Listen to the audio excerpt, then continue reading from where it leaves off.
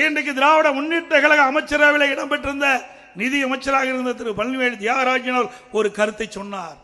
எல்லா ஆடியோலையும் வந்தது. இதுவரைக்கும் ஸ்டாலின் மறுக்கல, எதிர்ப்பு தெரிவிக்கல.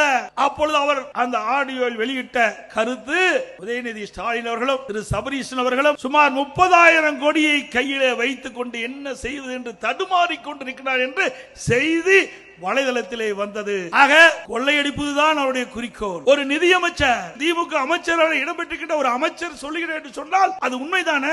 எதிர்க்கட்சி சொன்னா வேண்டுமென்றே திட்டமிட்டு சொல்லுகிறார் என்று சொல்லலாம். ஆனால் திமுக அமைச்சராக இருக்கின்ற ஒரு நிதி அமைச்சரே சொல்லுகின்ற பொழுது அதிலே உண்மை இருக்கின்ற என்பதுதான் பொருள்.